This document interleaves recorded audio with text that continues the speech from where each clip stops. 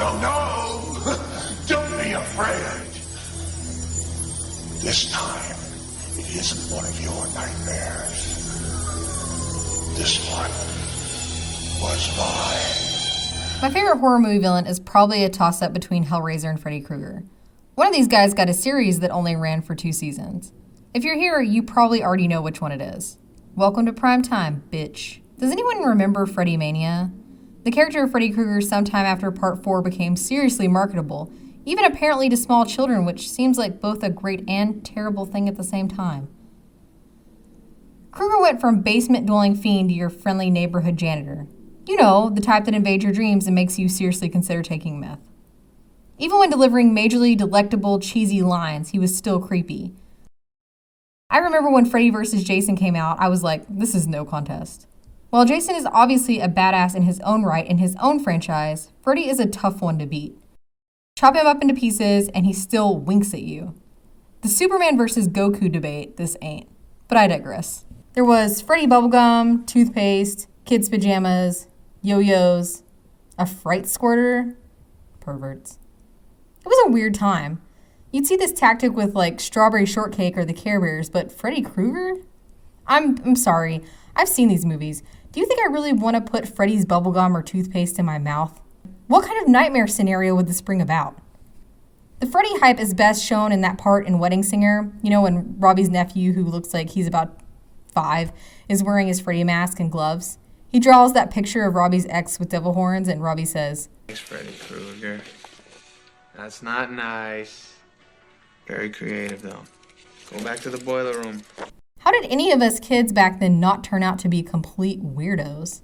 Okay, maybe we are, but in the best kind of way. All that said, it was inevitable that someone would take a swing at bringing a TV series to the masses.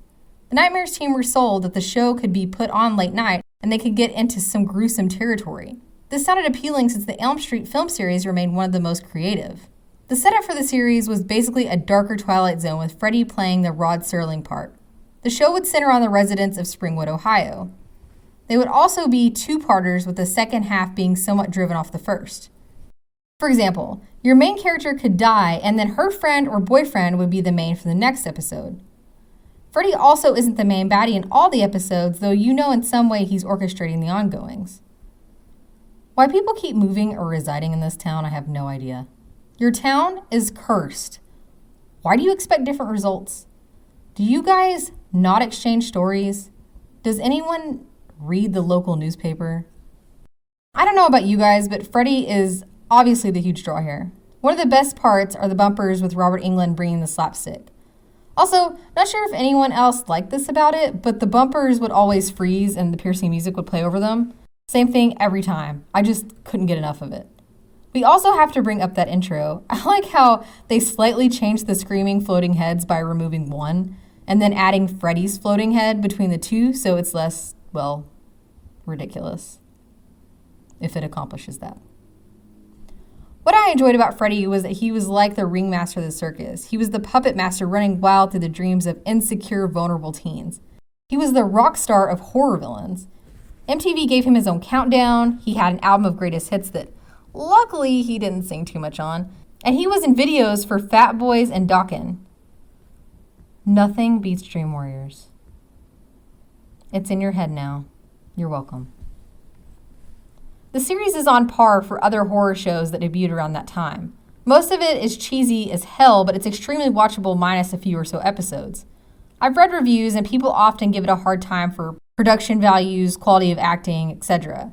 I think that's what makes it more appealing.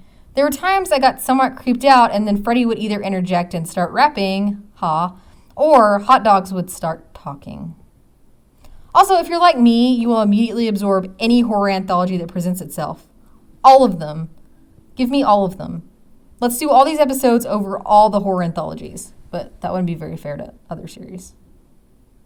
Now on to our favorite episodes. No More Mr. Nice Guy. The kickoff episode, directed by Tobe Hooper, we all know who that is, tells the story of how Fred Krueger became Freddy. It opens with a trial and shows him getting out of charges due to the cops not reading him his Miranda rights, which is slightly different from the movie where the problem was a signature on the search warrant. The best part of this whole episode is when the townsfolk start to pour gasoline on Freddy and he laughs saying, "You missed a spot." Why did no one listen to Lisa? You guys made this 100 times worse. This episode is seen as what the rest of the series should have looked like and been like. We got an origin that played out instead of the breadcrumbs that had been tossed about here and there. Freddy's Tricks and Treats. This is possibly the creepiest of the episodes in my opinion. Mariska Hargitay plays a med student who would rather focus on her exams than hang out at the Halloween party in her dorm. After getting annoyed by her boyfriend, who is actually annoying and actually not real, she takes off to unwind in peace with some cadavers. After swearing she isn't scared of anything, especially Freddy, well, you know what happens next. Freddy can't resist messing with her. Eventually, this backstory with her slut-shaming grandma comes up. If grandma thinks she touches any boys, she's deemed unclean and has to wash her hands in scalding water. Mariska has a mild case of survivor's guilt due to the death of her grandma when she was younger. Her imaginary boyfriend attempts to help her with the trauma, but she continues to spiral out of control. The second half of the story is actually one of the more messed up ones. 2 of her fellow classmates are studying dreams and attempting to record them. One of the classmates, we'll call him Trash Person, thinks Mariska is the perfect subject. He manipulates her into sleeping and diving deeper into the traumatic events of her past. When he finds out that Freddy is involved, he takes her to the boiler room to sleep. I repeat, takes her to the boiler room to sleep. This dude is an irredeemable piece of shit. He's one of these characters that you actually cheer Freddy on to murder. Rebel Without a Car. This is one of those good for her episodes. The first half of the story is about a guy who is obsessed with having the coolest car, so much so that he's willing to trade his girlfriend Connie for it. The guys in this series are real winners, let me tell you. Anyway, her boyfriend is an idiot and he dies. No one gets the girl. After dealing with her boyfriend and all of his baggage, she heads off to college on her own. Life continues to suck as the sorority she tries to join treats her like hot garbage and makes some really awful racist and classist remarks. Sorority sister, who looks kind of like Angela from The Office, tells her they're not accepting new pledges, all while 2 other sisters are snickering amongst each other in the background. Meanwhile, the sisters are told that the sorority money is drying up and that the girls will have to give up having a housekeeper and cook in order to make ends meet. They also don't qualify for a loan from the college because they aren't diverse enough. Surprise! The girls have a meltdown over the thought of having to cook and clean, so Angela comes up with a brilliant plan to bring Connie back as their new maid under the guise of being a sister. Connie is elated, but she doesn't know what we know. After being shoved out of the car, Connie is grabbed by a guy in an alley and we assume the worst. The scene cuts back to the kitchen in the sorority house where one of the sisters is having a smorgasbord of food. Grabs the other knife and slits her throat. She forcefully shoves the sister's head into the food and says, "Eat it, bitch," in a very Veronica Sawyer kind of way. From there on, she basically kills the winches and burns the sorority down. At the end, the fire is blamed on old wiring, then we see Connie rescued from the fire. Really, this half of the episode makes you forget about the first. It's pretty magical. Love Stinks. Did I choose this because my boyfriend Jeffrey Combs is in it? Well, it definitely doesn't hurt. The first half of the story is about a guy who looks and sounds like Bobby Briggs and has a hard time telling his girlfriend he loves her, especially after naughty time. The girlfriend leaves, then Bobby Briggs meets 80s Fiona Apple. 80s Fiona unfortunately turns out to be a Basic Instinct type lunatic. The end of the first story ends up as a switcheroo between the 2 girls and lets me down. The second half picks up with Bobby Briggs' friend, who is more focused on his summer trip than his grades. His mom says he has to get a job to earn money for his summer trip and enlists his uptight uncle played by Jeffrey Combs. It's basically just a spin on Herbert West, which doesn't bother me in the least.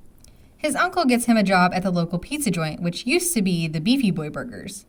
Everything in Springwood is cursed, even the eatery, so we know that this isn't going to go well. The uncle tries whipping his nephew into shape, and in an effort to make his life worse, he gives him the night shift. The night shift winds up being wildly successful, and the uncle gets jealous. So jealous that he decides to take his nephew's friends and make them part of the pizza ingredients. Of course, the new pizza recipe is great, but the nephew finds out it's people, then realizes the pizza oven is about to explode, and the end. It's not the end exactly. The nephew becomes the manager of the new pizza place and transforms into his dead uncle right before our very eyes.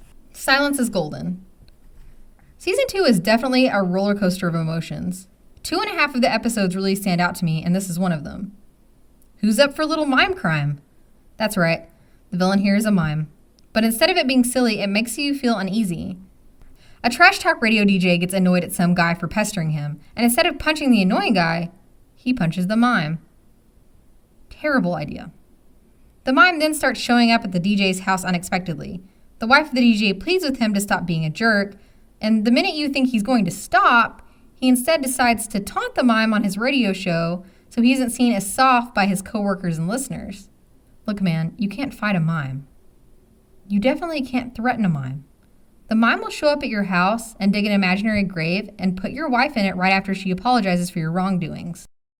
The DJ decides to call out the mime again, and the cool-headed mime shows up at the station and busts his neck with a rake piercing his vocal cords, rendering the DJ silent. When we see the DJ again, he is assisting in the studio and receives a black note with a yellow flower. The note reads, "Silence is golden." Mwah. Cut to the second half focusing on the mime, we find out that he's not just some random psycho, that he's actually a full-fledged criminal. Long story short, his lady only wanted him for the take of the robberies and had been seeing the pawnshop guy the whole time. He shoots him. Now he's silent. The second half is not as good, but seeing it come full circle kinda is. Honorable mention to Brad Pitt and Bill Moseley's episode Black Tickets, John Cameron Mitchell's episode It's a Miserable Life, Lori Petty's episode Killer Instinct. Okay, fine. Most of season 1 gets an honorable mention. Obviously, these are my favorites. I'm sure you guys and gals have your own, so make sure you drop them in the comments. This show immediately got a ton of flack due to it being syndicated and released at such early times by the stations. It would come on around 4 or 5 p.m., which isn't ideal for a show like this one. Lots of angry moms using rotary phones in the Bible Belt making complaints about the Satanism, violence, sex, and gore. The show also wasn't Tales from the Crypt either. Unfortunately, they weren't on HBO. By the time they had gotten midway through the first season, the budget was non-existent. The execs didn't care about the film series and just wanted to squeeze as much money out of it as they could. What they actually squeezed out was the life of the show, and it went off the rails. It's great hearing the writers and directors talk about how much fun the show was, but also extremely cringy at the same time. Like many of the shows in our series, this one was canceled due to lack of viewership. The series got a second win between 2007 and 2011 on Chiller, which is where I started watching it because they would constantly marathon it. Eventually, after Chiller went away, the show found a spot on Robert Rodriguez's El Rey network in 2015. Major shout out to everything on that. Watching it now is pretty difficult. I think it would fit beautifully on Shudder. You can find some of the episodes in different places if you want to relive the series. If you want to own it in its entirety, you might want to get creative. The series was originally meant to turn up as an episode per VHS thing, as rentals were the new hotness. Some of the series did get released, but poor sales stopped a complete series release. The UK got the closest in 2003 when it put out a Blu-ray collection of the first season. Again, poor sales put a halt on season 2. I doubt that anyone would now be interested in giving the series a true complete box set. But Freddy didn't go away, just a show. Several more movies came out for better or worse, and Freddy still continues to terrify after all these years. Maybe you don't think Freddy won between him and Jason, but you're wrong. Just kidding. Can we talk about the remake? What about the LJN game? Oh, what about Johnny Depp's sick crop top and why men need to start rocking them again? Oh, one more. What about the phone sex hotline? Ha! Gotcha. I think what we miss about Freddy's Nightmares is that it's this over-the-top, low-budget nostalgia ride. It's fun, slightly politically incorrect, and it's extremely 80s. Some of us thrive on VHS trash, and of course our undying love for more Freddy. Freddy's Nightmares, this is our toast to you. Bad joke. Until next time, Elm Street crew. Thanks again to our viewers out there. It warms my heart to hear from all of you horror nerds. Thank you for watching. If you like what you see, please subscribe to our JoBlo Horror Videos channel. Tell your friends who dig this sort of content and turn on the bell to receive notifications for all of our latest videos. We are an independent company and we appreciate all of your support.